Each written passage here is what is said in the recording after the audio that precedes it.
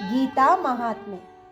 ಯೋಗಸ್ಥಃ ಕುರು ಕರ್ಮಾಣಿ ಸಂಗಂ ತ್ಯಕ್ವಾ ಧನಂಜಯ ಸಿದ್ಧ್ಯ ಸಿದ್ಧ್ಯೋ ಸಮೋ ಭೂತ್ವಾ ಸಮತ್ವಂ ಯೋಗ ಉಚ್ಯತೆ.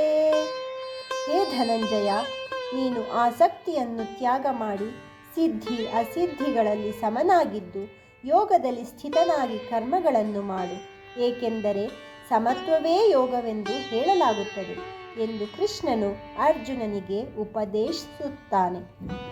ಯಾವುದೇ ಶುಭ ಕಾರ್ಯದ ಆರಂಭದಲ್ಲಿ ಗಣಪತಿಯ ಪೂಜೆಯನ್ನು ಮಾಡುತ್ತೇವೆ. ಹಾಗೆಂದು ಆ ಪೂಜೆಯನ್ನು ಕಾರ್ಯದುದ್ದಕ್ಕೂ ಮಾಡುತ್ತಲೇ ಇರುವುದಿಲ್ಲ. ಹಾಗೆಯೇ ಪ್ರಾರಂಭದಲ್ಲಿ ಒಮ್ಮೆ ಸಿದ್ಧಿ ಅಸಿದ್ಧಿಗಳಲ್ಲಿ ಆಸಕ್ತನಾದರೂ ಫಲಾಕಾಂಕ್ಷೆಯನ್ನು ಯಾವಾಗಲೂ ಜೊತೆಯಲ್ಲಿಯೇ ಇರಿಸಬಾರದು. ಅದಕ್ಕಾಗಿ ಭಗವಂತನು ಹೇಳುತ್ತಾನೆ, ಸಮತೆಯಲ್ಲಿ ಯಾವಾಗಲೂ ಸ್ಥಿತನಾಗಿದ್ದು ಕರ್ತವ್ಯ ಮತ್ತು ಕರ್ಮವನ್ನು ಮಾಡಬೇಕು. ಸಮತೆಯು ಪರಮಾತ್ಮನ ಸ್ವರೂಪವಾಗಿದೆ. ಕರ್ಮ ಮಾಡುವಾಗ ಅಂತಃಕರಣ ಶುದ್ಧಿಯಿಂದ ಉಂಟಾಗುವ ಜ್ಞಾನ ಪ್ರಾಪ್ತಿಯೇ ಸಿದ್ಧಿಯಾಗಿದೆ. ಜ್ಞಾನ ಪ್ರಾಪ್ತಿ ಆಗದೇ ಇರುವುದು ಅಸಿದ್ಧಿಯಾಗಿದೆ.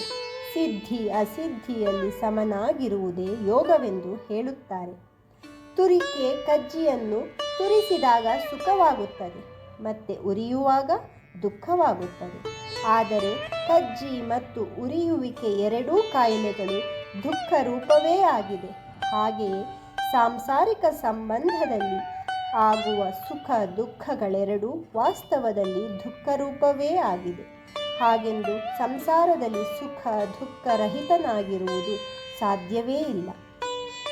ಕರ್ಮಗಳು ಪೂರ್ತಿಯಾಗಲಿ ಆಗದೇ ಇರಲಿ, ಫಲ ಪ್ರಾಪ್ತಿಯಾಗಲಿ ಆಗದೇ ಇರಲಿ, ಮುಕ್ತಿ ಸಿಗಲಿ ಸಿಗದೇ ಇರಲಿ, ಕರ್ತವ್ಯ ಅನ್ನುವ ರೀತಿಯಲ್ಲಿ ಕರ್ಮವನ್ನು ಮಾಡಬೇಕು. ಅಂದರೆ ಕೆಲಸದಲ್ಲಿ ನಿಷ್ಕಾಮ ಭಾವವಿರಬೇಕು. ಆದ್ದರಿಂದ ಪ್ರತಿಫಲಾಪೇಕ್ಷೆ ಇಲ್ಲದೆ ಕೇವಲ ಸೇವಾರೂಪದಿಂದ ಕರ್ಮಗಳನ್ನು ಮಾಡೋಣ.